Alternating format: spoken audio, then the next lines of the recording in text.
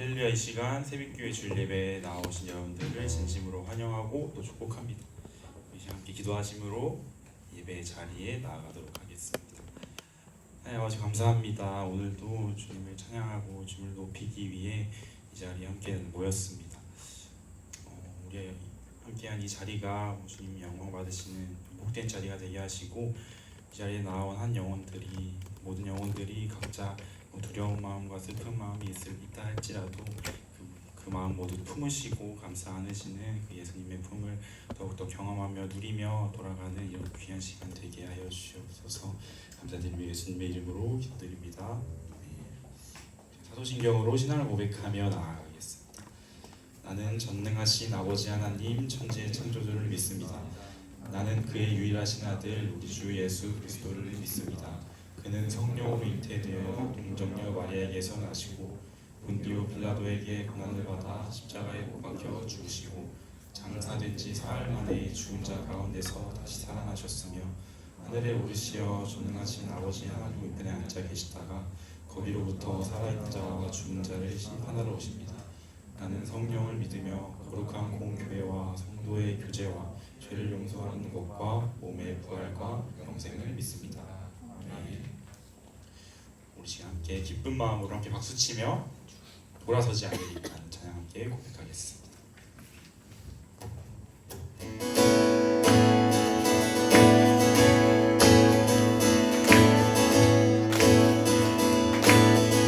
주님 뜻대로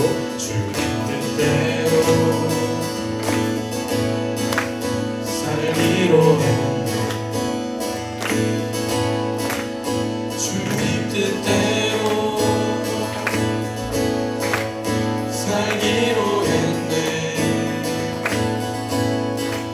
주님 뜻대로 살기로 했네.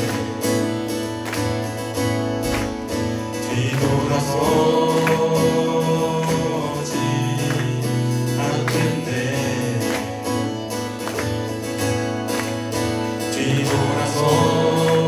뒤돌아서지 않겠네. 한 번 더 주님 뜻대로 살기로 했네. 주님 뜻대로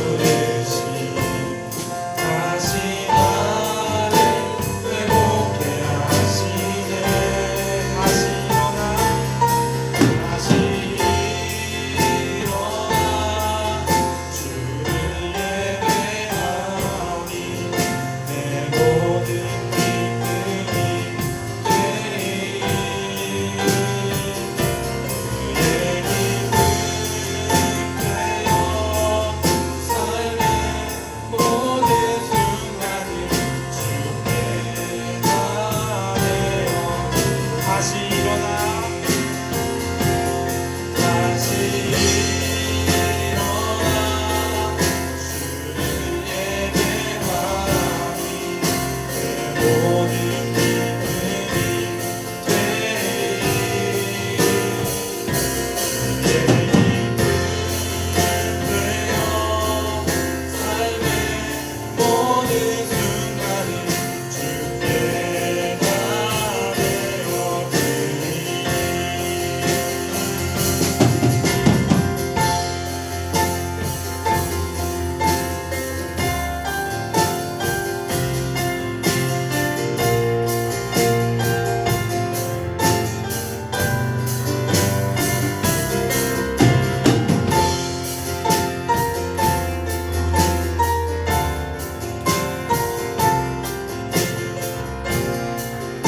목소리 높여 고백하겠습니다.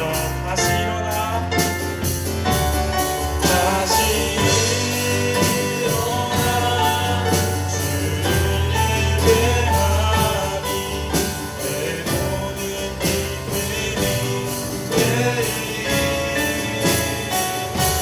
그의 기쁨 되어 삶의 모든 순간을 주께 다시 일어나 다시 일어나 주를 예배하니 내 모든 기쁨이 되리 그의 기쁨 되어 삶의 모든 순간을 주께 다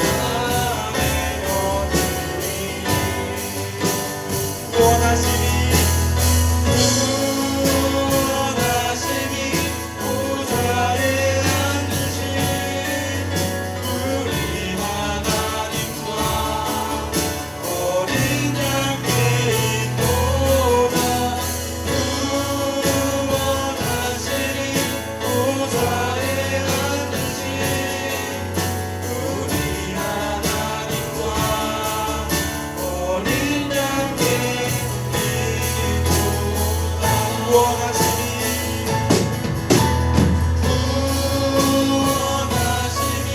보좌에 앉으신 우리 하나님과 어린 양께 있도다 원하심이 보좌에 앉으신 우리 하나님과 어린 양께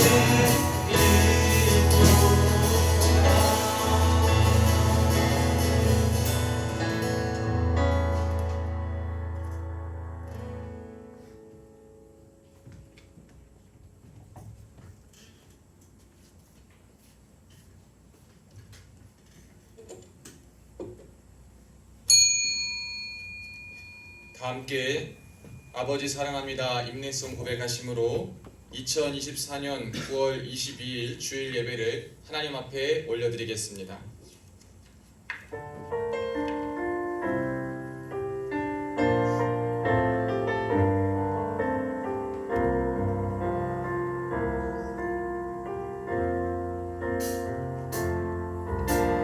아버지 사랑합니다. 아버지 경배합니다.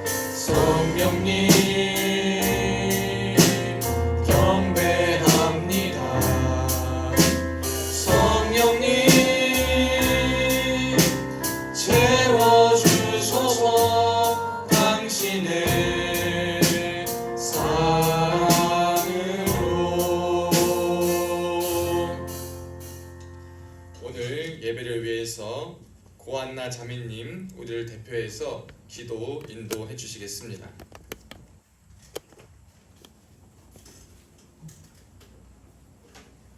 기도드리겠습니다.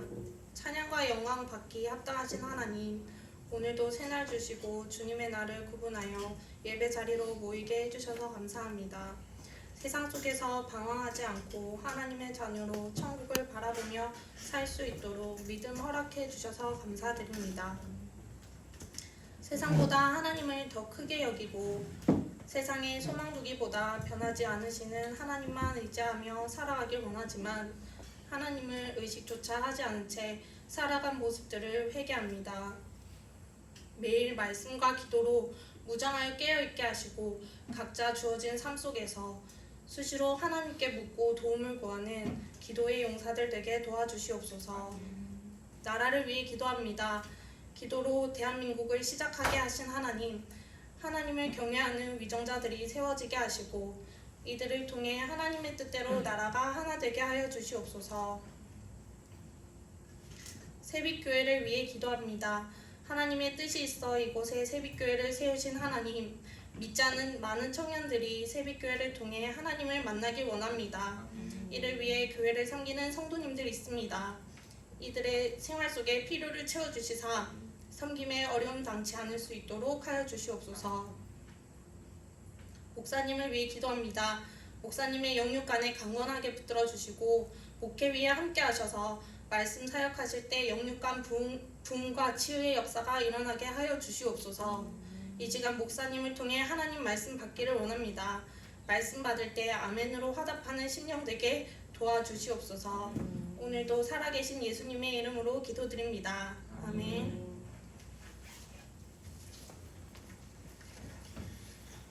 우리 오늘 함께 나누신 하나님 말씀은 누가복음입니다.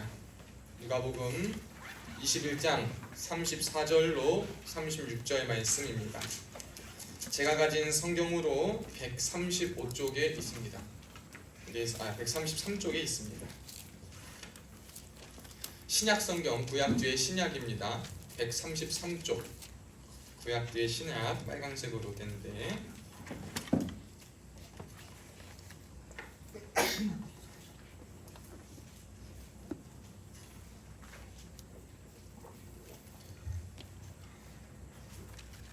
누가복음 21장 34절에서 36절 우리 다 찾읍시다. 성경 다 찾으시고 옆에 있는 형제가 못 찾는다면 함께 도와주시고 제가 가진 성경 신약 구약 뒤에 신약 133면에 있습니다.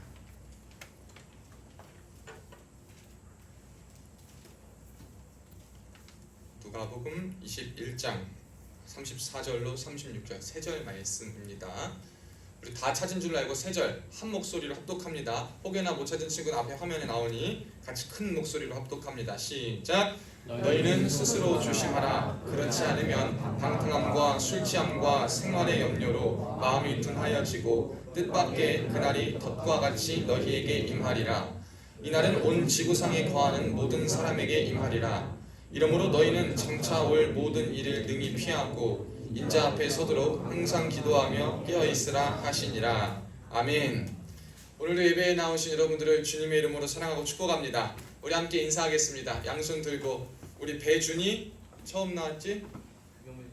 준이 샬롬 우리 인사 어떡하냐. 양손을 부쩍 들고 손을 흔들면서 웃으면서 하는 거예요. 앞뒤 좌우 보면 인사합시다. 시작. 샬롬 주님의 이름으로 사랑하고 축복합니다. 우리 한 번 더 인사합시다. 오른손 들고 웃으면서 하나님을 찬양합시다. 할렐루야. 할렐루야. 하나님을 찬양합니다. 저는 오늘 그리스도인의 유의사항이라는 제목으로 여러분들과 함께 은혜를 나누려고 합니다. 물건을 사다 보면은 우리는 되게 한국인들은 소중하게 여기지 않는 것이 있는데 그게 뭐예요? 취급 설명서 어떻게 사용해야 되는지 이 설명서 사용 방법에 대해서 우리 한국인들은 되게 중요하게 생각하지 않아요. 되게 그냥 버리고 맙니다. 근데 가끔 우리는 다 웬만하면 만지면 되지 뭐 이렇게 하면 되지라고 생각했던 게 안 될 때가 있어요. 그제서야 막 이래저래 해보는데 그때도 안 돼. 그때 이제 뭘 찾습니까? 사용 방법, 설명서, 주의사항 이런 거를 찾습니다. 미리미리 조금 읽어보면 좋은데 우리는 대충 이 정도면 뭐 사람들도 이렇게 쓰고 이렇게 쓴다더니 이렇게 우리도 써도 되겠거니 해가지고 그냥 넘어갈 때가 많이 있습니다. 그래서 나중에 뭐 좀 어려움을 겪을 때도 종종 있는데요. 저는 그리스도인 하면은 또 생각나는 것이 있습니다.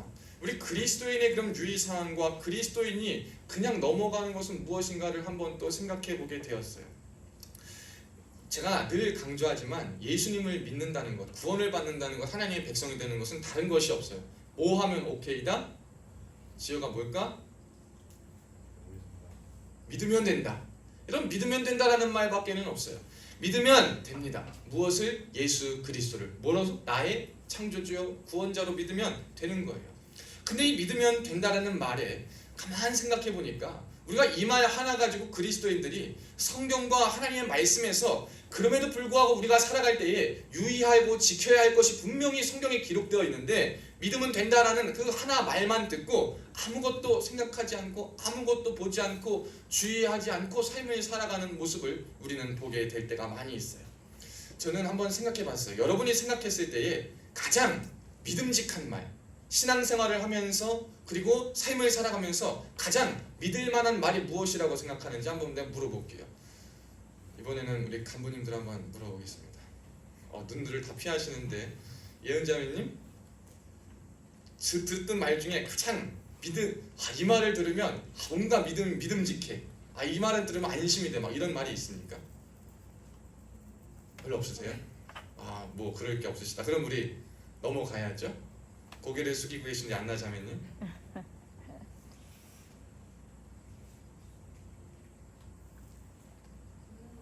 없는 것 같아요. 없는 것 같습니다. 그러면 반대로 한번 물어볼게요. 가장 무책임한 말이 무엇일까요? 여러분 생각하실 때 가장 무책임한 말이 무엇인 것 같아요? 우리 김미숙 집사님. 무책임한 말이요. 나 몰라, 나 안 했는데. 나 몰라 나 안 했는데 맘대로 뭐 그런 거죠? 또 한번 여쭤볼게요. 우리 김정원 집사님. 가장 무책임한 말이 무엇이라 생각하십니까? 내가 다 해줄게. 내가 다 해줄게. 와, 무책임한 말. 하지도 못할 거. 우리 뒤에 ISTJ인 손지숙 사님이 가만히 듣고 고개를 가만히 끄덕이고 계십니다. 그 격하게 공감하신다는 마음으로 고개를 끄덕이고 계시는데요. 여러분 가장 무책임한 말이면서 가장 믿음직한 말은 전 딱 한 가지라고 생각해요. 이것은 동일하게 저는 작용한다고 생각하는데 뭐냐면 하나님이 하신다라는 말이에요. 하나님이 하신다라는 그 말이 어떻게 보면은요 가장 믿을 만한 말이고 가장 믿음을 주는 말이고 가장 최고의 말인데 동시에 어떻게 보면은요 가장 무책임한 말이 될 때가 있습니다. 여러분 사실 생각해 보시지 않습니까? 자, 하나님 하시지 못할 거 분명 없어요. 다 하실 수 있기 때문에. 근데요 우리가 언제 하나님이 하실 거야, 하나님이 할 거야 라는 말을 많이 합니까?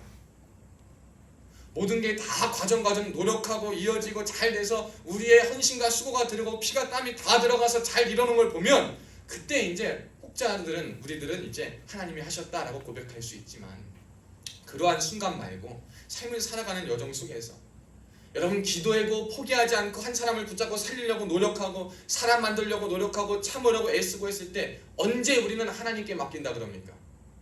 해도 안 될 때 이제는 내 손을 떠났다. 쟤는 내가 할 수 없다. 쟤는 이제 안 되더라. 해봤더니 가망이 없더라. 사람 손으로는 우리 손으로는 할 수 없더라. 하나님밖에 못 하시겠다. 하나님이 하시겠지. 야 하지마. 하나님이 하실 거야. 너가 할 필요 없어. 이제 하나님이 하시겠고 하나님이 하실 일만 남았어. 여러분 이 말이 누군가에게는요 가장 믿음의 말처럼 들릴 수 있지만요 가장 변명의 말이고 가장 무책임한 말로 들릴 수 있다는 사실을 우리가 기억했으면 좋겠습니다. 하나님이 하신다라는 그 말 안에 우리는 어떠한 뉘앙스를 가지고 그 말을 하는지를 한번 봐야 돼요. 난 못하니까, 난 할 수 없으니까. 물론 성령 하나님의 도우심 없으면 우리가 할 수 있는 거 없죠. 근데 그런 차원이 아니라 나는 못해. 왜? 나는 그럴 시간도 없고 그럴 마음도 없고 그럴 생각도 없어. 그래서 나는 못해. 근데 하나님은 하실 거야. 나는 못해. 나는 사용하지 않으실 거야. 나는 쓰지 않을 거야. 나는 내가 도구로 쓰임받지 않을 거야. 근데 누군가는 쓰임 받겠지. 하나님 하실 거야. 지금 내가 해봤는데 안 돼. 지금은 때가 아닌가벼. 하나님의 때가 있겠지. 하나님이 하시겠지. 여러분 이 말이 진짜 하나님을 의지하고 하나님이 하신다는 믿음을 갖고 하는 말입니까? 아니면 하기 싫고 할 수 없고 보니까 못하겠어. 하기도 싫어. 치가 떨려. 해도 안 돼. 이런 마음이 있어서 여러분 여력도 없고 시간도 없고 쏟고 싶은 마음도 없어서 여러분 이런 말을 하시는지 한번 생각해 봐야 되는 거예요. 하나님이 하신다라는 말, 우리 그리스도인들 믿으면 된다, 믿으면 돼서 하나님이 하실 거야 라는 그 말이 어떻게 보면은 우리가 가장 믿음의 말로 들릴 수도 있지만 정말 믿음을 담아 하나님이 하실 수 있고 하나님이 하신다라는 분명한 확신, 나는 지금 내가 할 수 있는 최선을 다해서 그 사람을 위해서 기도하고 노력하고 헌신하며 다 했을 때도 안 됐을 그때에도 나는 포기하지 않고 주님께서 맺으시고 주님께서 역사하실 그때까지 사랑과 관심을 가지는 마음을 가지고 하는 말이 아니고서는 그것이 우리의 신앙과 우리의 삶에 가장 무책임한 말이 될 수 있음을 우리는 기억해야 될 줄로 믿습니다.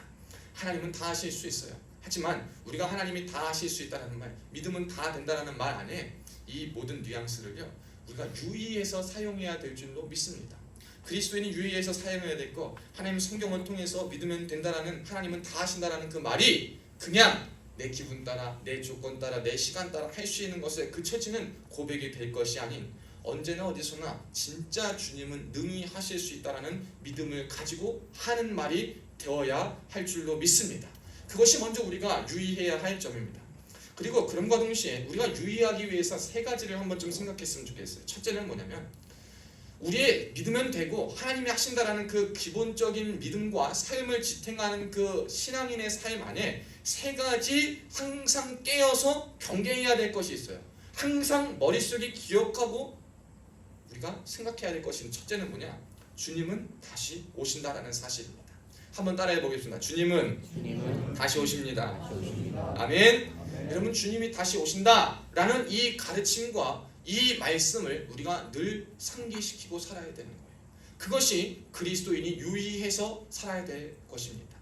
믿으면 되니까 믿었으면 끝, 나 구원받았어, 끝이 아니라 구원받고 믿으면 된다는 내 마음과 내 삶 속에 그 주님이 다시 오시기 때문에, 여러분, 그 주님 다시 오실 그때 나는 무엇을 할까, 나는 무엇을 말할까 라는 고민과 나는 어떠한 자로 서 있는가라는 고민이 항상 있어야 됩니다. 저는 고린도전서 9장 27절을 읽을 때마다 정말 하나님 앞에 떨리는 말이 있어요. 무서운 말이 있어요. 고린도전서 9장 27절에 보면 그렇게 말합니다. 사도 바울이 그래요. 내가 내 몸을 쳐 복종하게 함은 내가 남에게 전파한 후에 자신이 도리어 버림을 당할까 두려워함이로다. 여러분, 이 말이 무슨 말이에요? 고린도전서 9장 27절의 말이, 사도 바울이요 굉장히 위대한 사람이에요. 사람으로 치면 정말 위대한 사역을 굉장히 많이 했어요. 그가 예수님을 위해서 받은 고난과 희생을 치면요 이 세상에 사람 비교할 사람 아무도 없을 정도로 그런 사람인데요, 사도 바울은 늘 무엇이 있었냐면 내가 내 몸을 쳐서 복종하게 함은 의도적으로 하나님의 말씀과 상황과 모든 상황을 주님 앞에 복종시킴은 내가 남에게는 주님의 이름을 전하고 주님의 복음을 전하고 주의 향기를 드러내고 삶으로 그리스도를 전한다고 믿음을 드러내며 살아가고 있는데 정작 마지막에 최후의 순간에 나는 버림을 받고 나는 도리어 하나님께 모른다라고 여겨지지 않을까 하는 두려움이 그에게도 늘 있었다는 거예요. 여러분, 바울이 왜 그런 두려움이 있을 거예요? 주님이 다시 오실 걸 알기 때문에. 근데 그날과 그때는 언제이기 때문에? 알 수 없기 때문에.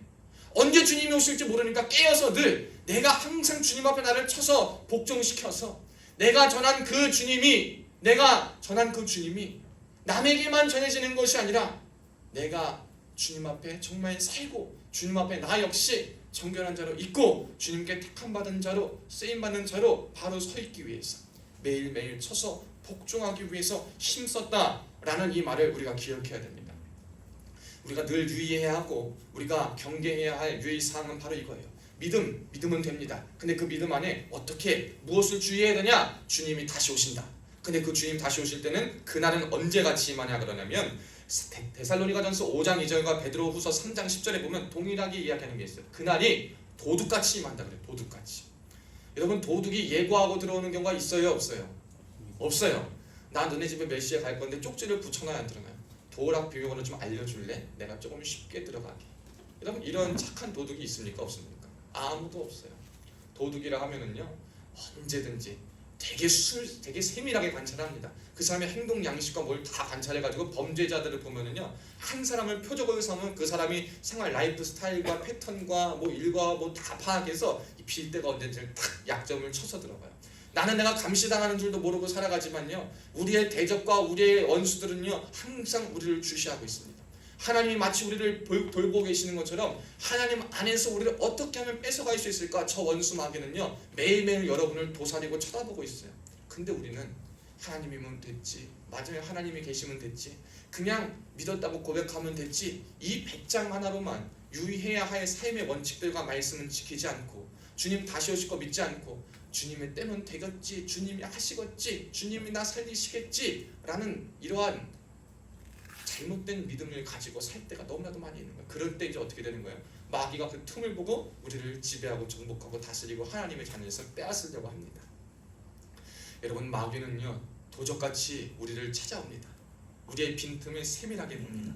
그와 동시에 우리 하나님도요, 우리가 우리의 삶에 주어진 기회는요 아무 때나 있는 것이 아니라 언제 주님 다시 오실지 모르는 그때를 살고 있기 때문에 도둑같이 임하시는 그 주님 앞에 우리는 매일 다시 오실 주님 앞에 내 믿음과 내 신앙을 사도 바울이 고백한 것처럼 쳐서 복종하기 위해 힘써야 된다는 거예요.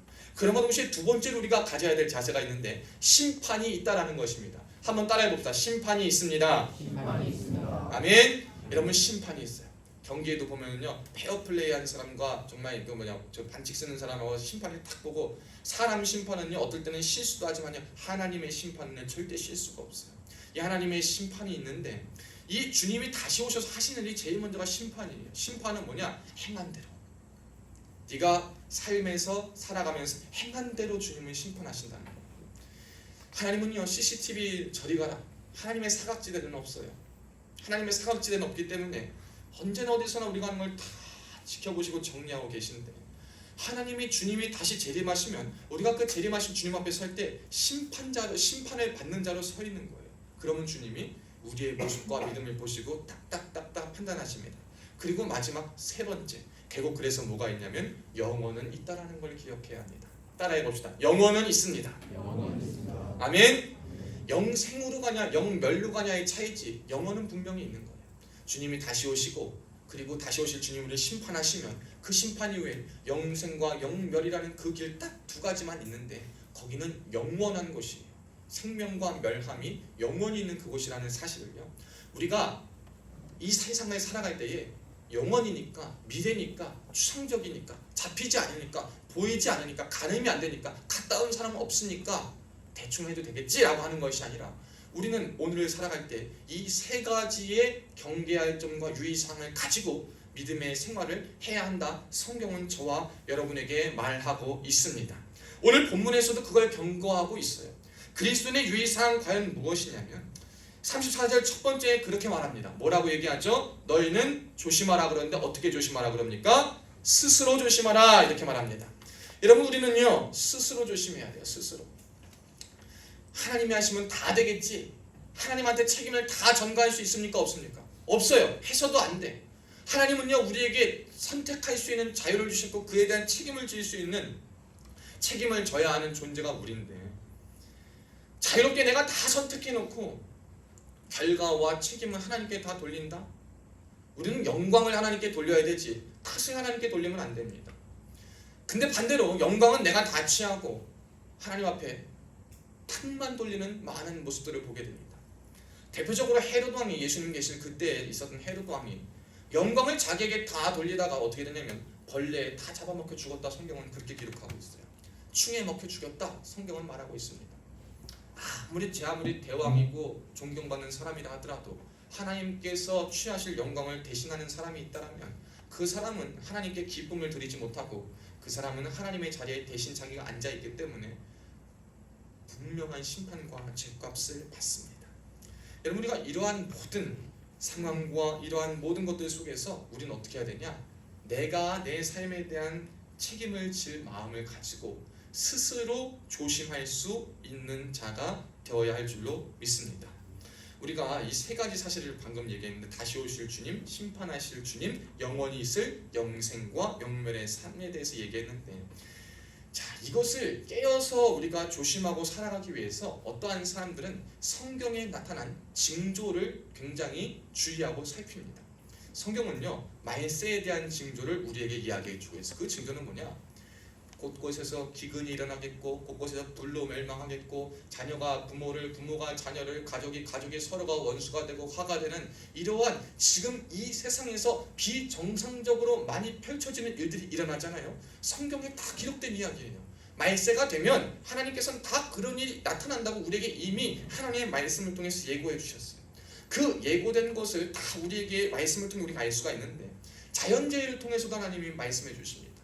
갈수록 여러분 사람이 잘못 써가지고 지구가 막 써가지고 지구가 온난화가 되고 자연재해가 일어나잖아요. 그것도 다 하나님의 섭리 안에 있는 거예요. 누구의 책임이요? 인간으로부터 비롯된 잘못이라 하더라도 하나님은 그 모든 인간의 책임과 모든 활동을 다 알고 계셔서 결국엔 그렇게 될 것을 우리에게 다 예견하시는 거예요. 그래서 하나님은 그렇게 얘기하실 때가 있어요. 우리는 초점을 지금 시대는 말세야 말세니까 뭘 조심해야 되냐? 야 저거 봐, 또 기근이 일어났어, 또 전쟁이 일어났어, 또 뭐가 일어났어, 야 사건을 보니까 말세야 라고 했을 때 저와 여러분은 이 말세에 우리가 세 가지 경계해야 될 점과 유의사항을 잘 지키기 위해서는요, 현상에 집중하는 것이 아니라 현상보다 그리스도 자체에 그리스도의 초점을 맞추는 자가 되어야 할 줄로 믿습니다. 여러분 현상은요, 우리가 이제 때가 가까웠다라는 것을 암시하고 그것을 나타내주는 도구로서는 작용을 하지만 그 현상 자체가 우리에게 무엇을 줄 수가 없어요. 여러분 기근이 일어나고 전쟁이 일어나고 핍박이 일어나요. 그래서 우리가 할 수 있는 건 뭐예요? 기도밖에 없어요. 방공창 열심히 설치하고 뭐 열심히 돈 보이고 뭐하고 해봤자 누가 우리를 도적질하고 빼앗고 생명 잃어버리면 뭐가 우리에게 유익이 있겠습니까? 그러한 현상과 기근이 나타날 때 주님이 우리에게 말씀을 하신 게 있어요. 너희가 날씨는 분간하고 하면서 하나님의 그 시대의 표적과 하나님의 표적은 분간하지 못하느냐? 성경은 우리에게 경고하고 있는 것처럼요. 우리는 이러한 모든 상황 속에서 이 세 가지 경계점을 가지고 바로 살아가기 위해서 현상은 도움을 줄 뿐 늘 그리스도에게 초점을 맞추고 살아가야 하는 줄로 믿습니다. 그러기 위해서 스스로 조심해야 함이 우리에게 필요한 거예요. 여러분 우리가 스스로 조심하는 것 굉장히 중요합니다. 그렇다면 뭘 조심해야 되냐고 오늘 말씀을 말하냐면 여러분 34절 한번 다시 한 목소리로 읽어보겠습니다. 시작! 너희는 스스로 조심하라. 그렇지 않으면 방탕함과 술취함과 생활의 염려로 마음이 둔하여지고 뜻밖의 그날이 덫과 같이 너희에게 임하리라. 아멘. 여러분 스스로 조심하라 그러면서 몇 가지가 나오죠. 첫째 뭐가 나와요? 방탕함. 그 다음 뭐가 나옵니까? 술취함. 그리고 생활의 염려 이렇게 말합니다.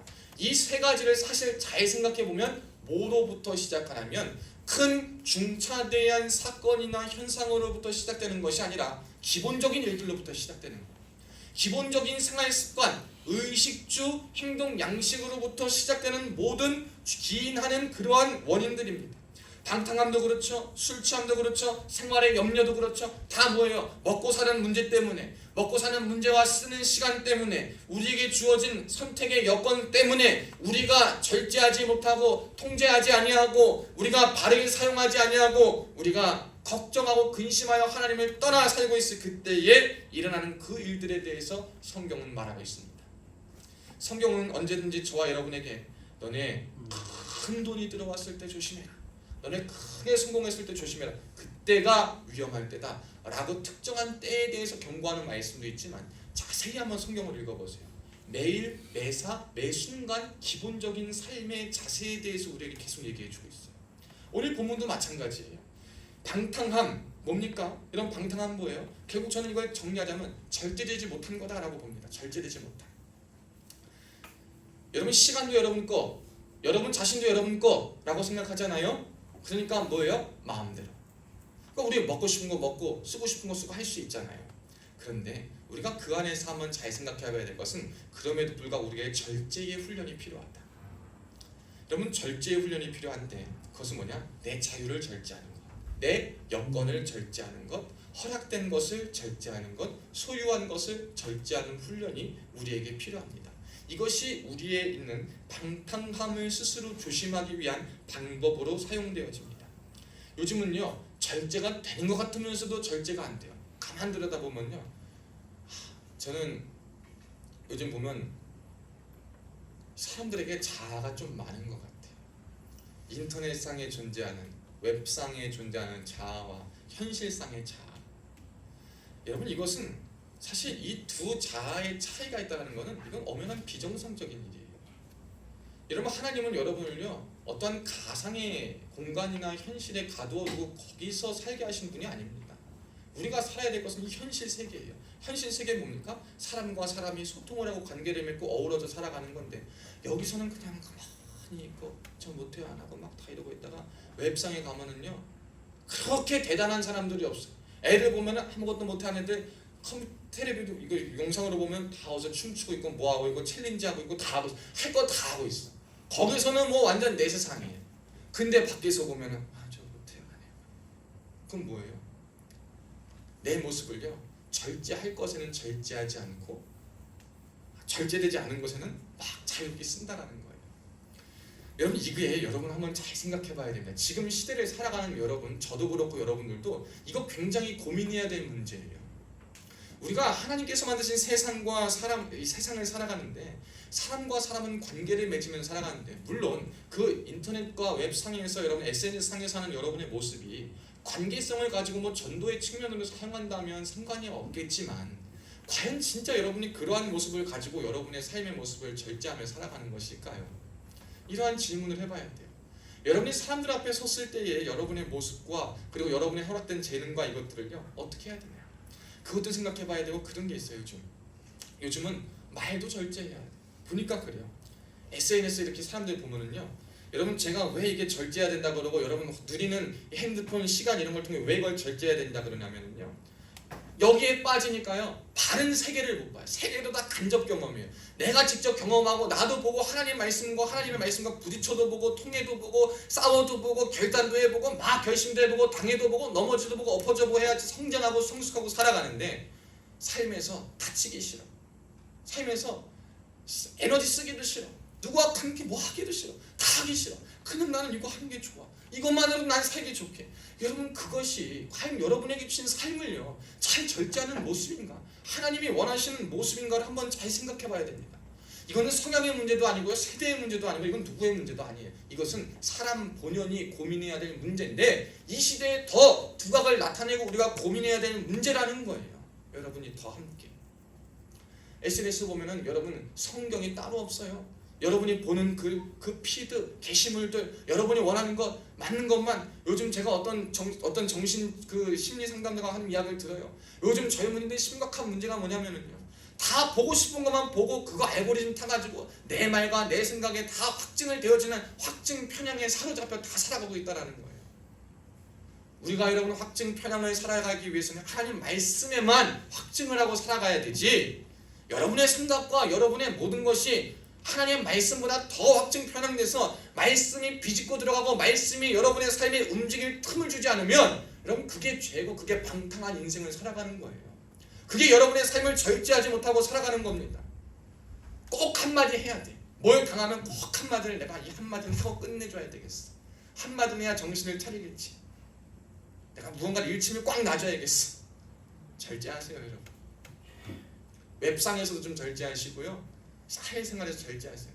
절제하시고 자유도 조금 절제할 줄도 알아야 되고요. 여건도 좀 절제할 줄 알아야 되고 허락된 것도 절제할 줄 알아야 되고 소유한 것도 다 절제할 줄 알아야 됩니다. 누군가 그럴 수 있어요. 저는 잘 절제하고 있어요. 그래서 남한테 피해도 안 주고. 여러분 그런 사람들이 있을 거예요. 여러분 그런 사람에게 하고 싶은 말은 뭐냐면요, 이 절제가요 결국에 절제의 목적은 뭐냐면요 바르게 사용하기 위함이거든요. 바르게 사용하기 위함. 여러분 왜 절제해야 되냐면 절제하지 않으면 원래 사용하고 해야 될 것에 그것까지 미치지 못하기 때문에 절제하고 바르게 사용하라는 건데, 여러분 그럼 한번 고민해 봐야 돼요. 가만히 있고 트러블 하나 안 일으키고 말씀 하나 안 일으키고 얌전히 있고 난 남한테 피 안 끼치고 나는 조용히 웃고 넘어가고 가만히 있어. 그러면 절제하고 잘 사는 거냐? 아니요. 성경은 그렇게 얘기하지 않아요. 성경이 절제하고 잘 살고 하는 것은 뭐냐면요, 여러분에게 있는 것을 은혜롭게 사용하는 것이에요. 여러분에게 주어진 것을요 본래 하나님이 원하시는 목적과 기능에 맞도록 사용하기에 노력하는 그것이 여러분 스스로가 방탕함 가운데서 절제하고 목적대로 살아가는 방법임을 우리가 기억해야 될 줄로 믿습니다. 저는 여기에 앉은 저와 여러분, 말씀을 전하는 저나 앉아서 듣는 여러분이나 이 방탕함의 문제를 오늘 이 말씀을 기억하면서 절제의 훈련, 절제는 곧 바르게 사용하며, 바르게 사용하면 뭐냐? 하나님이 여러분에게 주신 은혜를 가지고 목적과 기능대로 사용할 수 있도록 하는 그 훈련이 여러분에게 있어지기를, 나타나기를 주님의 이름으로 축복합니다. 두 번째는요, 또 뭐가 있어야 되냐면 스스로 이제 조심하면은 이제 술 취함이 있어요. 술 취함. 여러분 술 취함은 뭐예요? 빠진다라는 거예요. 빠진다. 술 취함은 중독의 영역이잖아요. 어디에 빠져 있을 거냐라는 거예요. 여러분 지금 빠져 있는 게 뭐예요? 이것도 연결선상인 거예요. 여러분 요즘 세대 다 어디 빠져 있어요? SNS. 뭐 저도 핸드폰을 안 쓴다 그러면 할 수 없지만 여러분 핸드폰 안 쓰면은 여러분 죽어요 안 죽어요? 숨이 멎는 것 같은 기분이 많이 들 거예요. 그게 뭐예요? 다 중독돼 있다라는 거예요. 그림을 보니까요 요즘 게임 캐릭터를 여러분이 지배하는 게 아니라요 게임 캐릭터가 여러분을 지배하고 있다라는 그림을 제가 보고서 참 기가 막히더라고요. 사실은 내가 게임을 캐릭터라고 하는 것 같지만요 여러분 게임 캐릭터뿐만 아니라 앱이나 무슨 SNS가 여러분이 쓰는 것 같지만 그것이 여러분의 목을 졸라매고 여러분이 사용하고 있는 이 시대를 살아가고 있음을 우리는 봐야 돼요. 우리가 빠져있는 것, 술 취하는 건 나 술 많이 안 먹습니다. 그러면 나 하나님을 자랑할 거만. 난 술 한 번 댄 적 없거든요. 근데 이거 하나님이 술 취하지 않는다는 거, 술 입에 한 입도 안 댔다고 하나님 기뻐하시는 거라고 생각하십니까? 절대 아니에요. 빠져있는 것이 무엇인지를 아는 것인 거예요. 중독되어 있는 것, 몰두되어 있는 것, 세상에 그것이 전부인 것처럼 여기는 것이 무엇인가 거기서부터 헤어나오고 거기서부터 바로 빠져나가고 그것이 무엇인지를 알고 거기서부터 하나님을 찾는 것이 빠지는 것에서부터의 조심할 점이다. 여러분 이것을 기억하시기를 주님의 이름으로 축복합니다. 음식도요 싱겁게 먹으면요 짠맛에 길들여지면은 처음에 싱겁게 먹으면 되게 맛이 없어요. 되게 맛이 없어. 근데 먹다가 그래도 건강해지겠지 처음엔 좀 짜증나고 하다가 먹다 보면 적응이 돼. 그러다 보고 좀 원래 먹던 대로 짜게 먹잖아요. 왜 이렇게 짠 것 같지? 우리의 영적인 자극도 다 필요합니다. 지금 여러분 몰두되어 있고 중독되어 있는 거 못 헤어나올 것 같죠? 헤어나올 수 있습니다. 누가 하시면 하나님이 도우시고 아멘? 하나님이 함께 하시면 헤어나올 수 있어요. 우리가 무엇인지 발견하고 거기서부터 나올 수 있습니다. 그 술 취함에서 깨어날 수 있기를 주님의 이름으로 축복합니다. 여러분 마지막으로 생활의 염려를 조심하라 라고 말합니다. 생활의 염려. 생활의 염려 뭡니까? 정말 기본적인 문제예요. 의식주의 문제겠죠. 저도요 생활의 염려 때문에 걱정될 때가 있을까요? 없을까요? 있어요. 염려를 아는 사람은 세상에 아무도 없어요. 근데 염려를 상쇄시킬 수 있는 힘이 있으니 그것은 뭐냐? 염려 그 이상의 것을 찾는 것이라는 거예요. 그것은 뭐냐? 왜 우리 그리스도인들이 유의해야 되고 그리스도인들이 생활의 염려, 근심하는 것을 하나님이 그렇게 기뻐하지 않으시냐면 늘 성경을 통해서 구약부터 신약까지 결국 하나님이 말씀하시는 그거예요. 하나님의 자녀는 하나님이 먹이시고 입히시고 살리신다라는 거예요. 여러분 이 고백이 있어야 돼요. 한번 따라해 봅시다. 하나님의 자녀는 하나님이 먹이시고 입히시고 살리시고 책임지신다. 아멘. 여러분 이 고백을 매일 할 수 있기를 주님의 이름으로 축복합니다. 이 고백을 매일 하게 되고 이 고백으로 기도하게 되고 기도하다가 믿어지는 은혜가 충만해지면 어떤 염려가 와도 이 고백이 여러분을 더 크게 사로잡아서 염려 이상의 하나님의 믿음이 여러분을 지속적으로 사로잡고 여러분을 붙잡아서요 생활의 염려로 인해서 더 이상 걱정하지 않게 돼요. 그때는 진짜 믿음의 말이 나오는 거예요. 나 지금 이렇게 되고 사람들은 나도 망했지도 어떡하냐 하는 동안에 나는 하나님이 나를 통해 하실 일이 기대돼요. 맨 처음에 믿음도 없고 아무것도 없을 때 했던 무책임한 말 포기해서 하나님이 하시겠지 하나님 탓을 돌리는 그러한 고백이 아니라 진짜 하나님 먹이시고 입히시고 살리시고 책임지신다라는 고백이 있을 때 염려가 다가올 때 그 염려 이상의 하나님의 은혜가 부어지기 시작하면요 여러분 그때는 진짜 하나님이 하실 거야. 하나님이 진짜 좋은 길 날 이끄실 거야. 이 고백과 이 은혜가 여러분에게 나올 줄로 믿습니다.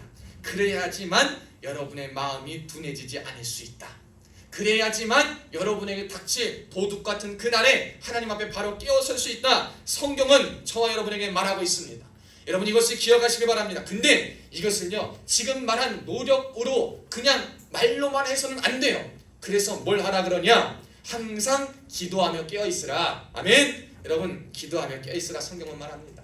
우리가 지지난주 말씀에서도 본 것처럼 사무엘상 12장 23절에 뭐라 그럽니다. 나는 너희를 위하여 기도하기를 쉬는 죄를 여호와 앞에 결단코 범하지 아니하고 선하고 의로운 길을 가르칠 것인즉 사무엘이 이스라엘 백성을 향해서 그렇게 말했습니다. 나는 너희를 위하여 한 번도 기도하기를 쉬는 죄를 결단코 하나님 앞에 범하지 아니하였고 의롭고 선하고 의로운 길을 너네에게 가르칠 것이라고 말한 것처럼요. 우리가 그때 기도는 하나님과 소통이라 그랬어요. 소통해야지 된다고 산다 그랬어요. 그래야지 하나님과 교제하고 뜻을 할 수 있다 그랬어요. 우리가 조심하고 우리가 방탕함과 술 취함과 생활의 염려에서 이겨내서 하나님 자녀답게 살 수 있기 위해서는요 한두 번이 아니라 지속적인 믿음의 확증과 지속적인 믿음의 자세와 태도와 결단을 가지고 염려와 근심과 문제보다 더 큰 하나님의 은혜를 경험하기 위해서는 기도해야 이길 수 있습니다. 여러분 이것밖엔 답이 없어요. 기도하지 않고서는 이길 수가 없습니다. 근데 기도 어떻게 해야 됩니까? 어떻게 기도해야 되겠어요? 듣는 기도를 해야 될 줄은 믿습니다.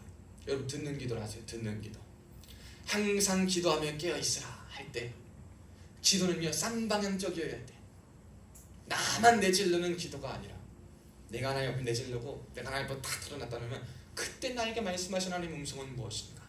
그 음성을 기대하고 기도하는 마음으로 기도의 자세를 가져야 될 줄로 믿습니다. 기도의 중요성은 말해도 그쳐도 더해도 지나치지 않아요. 기도해야지만요. 여러분 내가 막 하나님을 쏟아보면요 사람도 그렇잖아요. 화를요 막 내다 보면은 가만히 있다 보면은 화가 풀려요. 그리고 생각해보니까 나도 조금 뭐가 잘못한 게 있는 것 같아. 이렇게까지 화낼 일인가 싶을 때가 있어요. 기도할 때 하나님 막 쏟아내는 거야. 하나님 앞에 막 쏟아내면은 생각해보면 나는 잘했나? 나는 잘 살고 있었나? 내가 한 것은 옳은가? 이걸 보게 됩니다. 그러면 그게 뭐예요? 곧 나를 돌아볼 수 있게 된다는 거예요. 여러분 스스로 조심하기 위해서는요 내가 잘하고 있다라는 생각에서 벗어나서 내 걸 다 쏟아내고 내 모습은 어떠한 거를 돌아봐야 되는지 그 가장 강력하고 확실한 방법은 기도입니다. 내 모습을 돌아볼 수 있는 방법 기도예요. 어떤 사람이 그럼 기도하면 어떤 것이 들리고 어떤 역사가 있습니까 했을 때 어떤 사람이 그냥 믿지 않는 사람에게 쉽게 얘기하자면 양심의 소리, 양심의 울림과 같이 다가올 수 있어요. 여러분 양심도요 하나님이 사람에게 다 선하게 주신 겁니다. 양심이요 하나님께서 사람에게 다 주신 기능이에요. 일반 은총이라고 합니다. 그것을 믿는 자나 믿지 않는 자나 누구에게나 다 주신 것이 양심이에요. 근데 양심이 그 양심도 거듭났냐 거듭나지 않은 양심냐에 따라 다른 거지. 양심은 다 있어요. 그래서 웬만한 도덕 윤리적인 범죄에 대해서 믿는 사람이나 믿지 않는 사람이 다 한 목소리를 낼 수 있는 이유가 바로 거기 있거든요. 근데 그 양심의 소리를 통하여 들리는 것 같은 그 음성이 주님 앞에 기도하고 나 자신을 돌아보고 말씀 앞에 돌아보고 하나님 앞에 절제하고 바르게 쓰임받기 위해 나아가면은 그때 거듭난 양심이 나에게 소리를 지릅니다.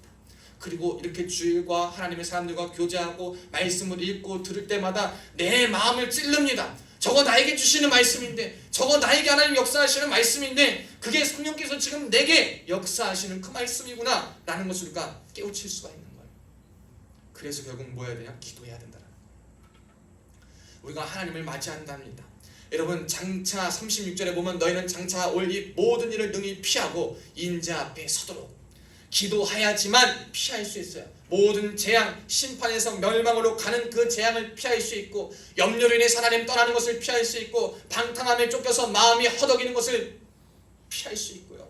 술 취해서 중독에 빠져 있는 것에서 벗어날 수 있는 방법은 깨어 기도하는 것이요. 깨어 기도할 때만 온전히 가능한 것인데 여러분 기도할 때 왜 기도해야 되냐? 깨어 있을 뿐만 아니라 하나님이 우리 앞에 다시 와서 심판하실 그때에 하나님 앞에 바로 서기 위해서 깨어 있어야 된다는 거예요. 기도해야 된다는 거예요. 하나님 앞에 서 있을 때 우리가 입어야 될 옷이 있어요.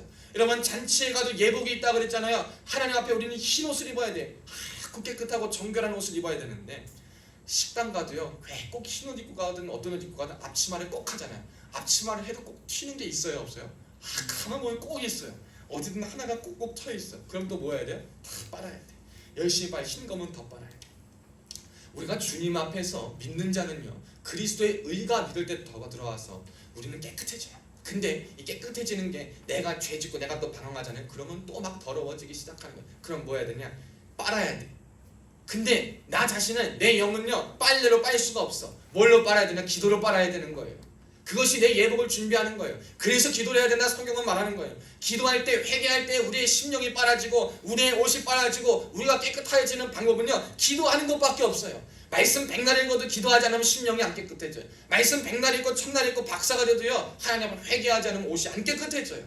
그러니까 하나님 앞에 회개하며 기도하는 훈련이 있어야지만 여러분도 이 모든 일을 능히 버텨내고 이겨내고 피해내고 바로 설 수 있음을 기억하시길 바랍니다. 여러분 이것이 저와 여러분에게 그리스도인으로서 삶을 살아가면서 유의해야 될 점임을 기억하시길 바랍니다. 하나님의 음성을 꼭 들으시기를 바라요. 기도하다가 하나님의 말씀과 하나님의 마음을 들으시길 바라요. 오늘 말씀을 꼭 기억하셔서 나에게 주신 하나님의 말씀으로 받아들여서 내 삶에서 여러분의 삶에서 하나씩 꼭 적용해 보시기를 바라요. 그럴 때 하나님의 역사는 일어납니다. 그럴 때 여러분은 하나님의 자녀답게 살아날 놀라운 은혜가 있는 줄로 믿습니다. 우리 오늘 말씀을 기억하면서 함께 찬양 행복을 했으면 좋겠어요. 주보에 여러분 찬양이 하나 꽂혀져 있을 거예요. 이게 되게 보편적이지 않은 찬양인데 우리가 함께 기도하면서 살면서 결국 우리가 추구해야 될 것은 무엇인가 이것인 것 같아요. 우리가 한번 이 말씀을 기억하시면서 우리가 또 가사를 같이 고백하시면서 함께 찬양해 보겠습니다. 헌금 준비해 주세요. 찬양 끝날 때.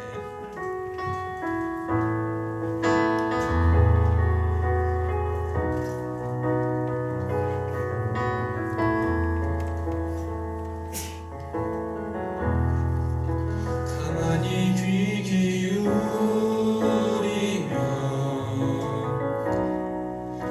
내 안에 말씀하시네.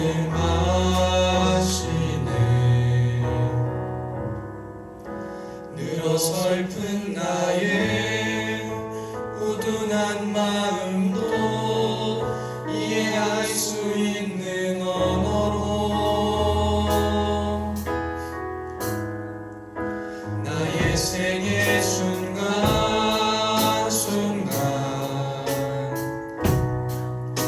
그 자간과 행간 사이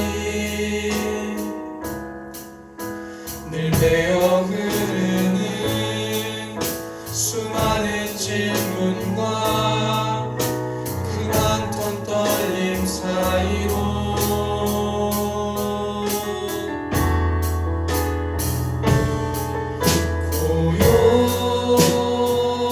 고요한 중에 들리는 음성은 나의 주 나의 걸음 비추어 그의 길로 인도하고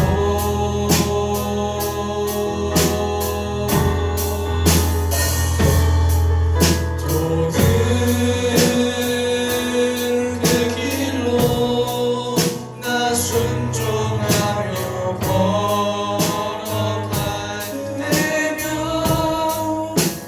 그 이치 내 안에 그 꿈이 내 안에 참 삶이 내 안에 처음부터 다시 한 번만 고백합니다. 가만히 귀 기울이면 가만히 귀 기울이면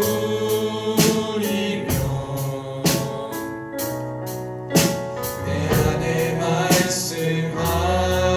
말씀하시네. 늘어설픈 나의 우둔한 마음도 이해할 수 있는 언어로 나의 생애 순간순간 그 자간과 행간 사이 늘 배어 흐르는 수많은 질문과 그 많던 떨림 사이로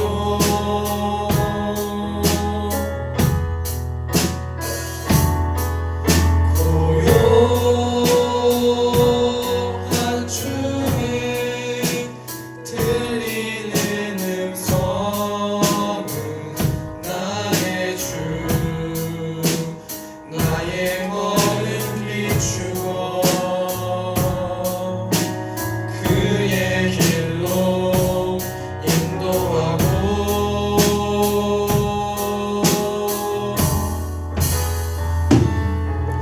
모든 그 길로 나 순종하며 걸어갈 때면 그 이치 내 안에 그 꿈이 내 안에 참 삶이 내 안에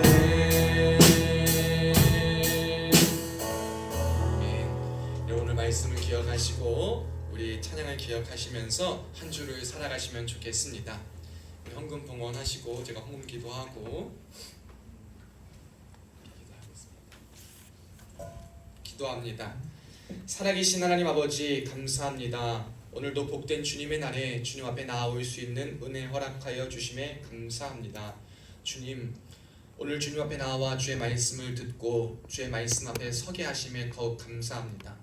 우리가 믿었다는 그 자신감, 선택받았다는 확신에 사로잡혀서 구원받은 자라는 확신에 사로잡혀서 우리가 하나님의 말씀 가운데 유의하라고, 주의하라고, 세상 가운데 살아갈 때에 기억하라고 명령하신 말씀을 잊고 왜곡하고 내 맘대로 살고 있었는지는 않았는지는 돌아보게 하시니 주님 감사하오니, 들은 말씀 기억하며 적응하며 실천하며 살게 하시옵고, 말씀의 열매, 찬양 열매, 기도의 열매가 주렁주렁 맺어질 수 있도록 주님 역사하여 주시옵소서.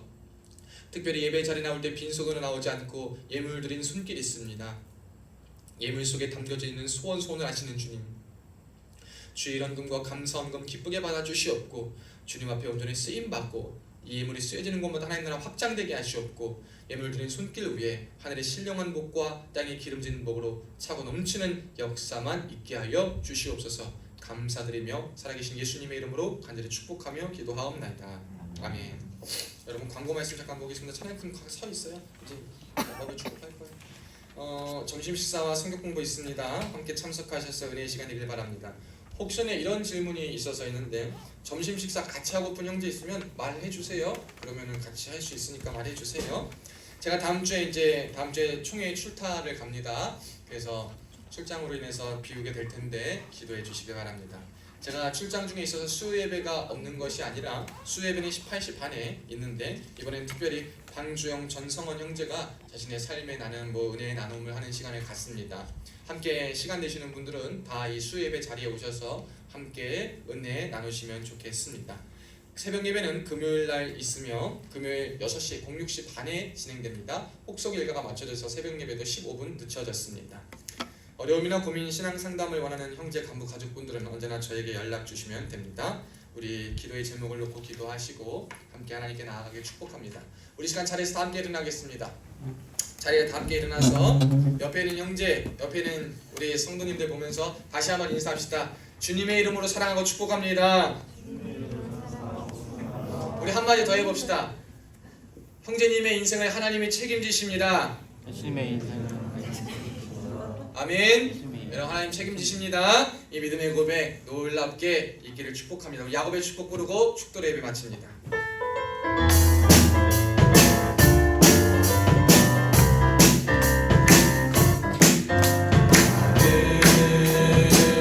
반장 넘어 뻗은 나무 가지에 푸른 열매처럼 하나님의 귀한 축복이 삶에 가득히 넘쳐날 거야. 너는 어떤 시련이 와도 능히 이겨내 강한 발이 있어. 전능하신 하나님께서 너와 언제나 함께 하시니, 너는 하나님의 사랑, 아름다운 하나님의 사랑. 나는 널 위해 기도하며 내 길을 축복할 거야. 너는 하나님의 선물, 사랑스러운 하나님의 열매, 주의 품에 꼭 피운 나무가 되어줘.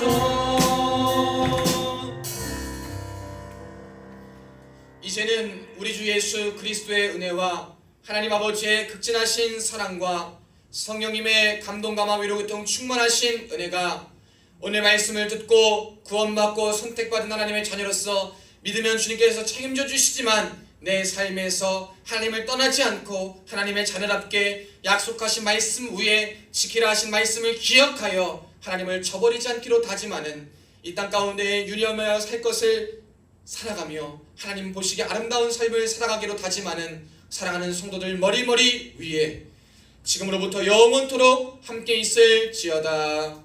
아멘.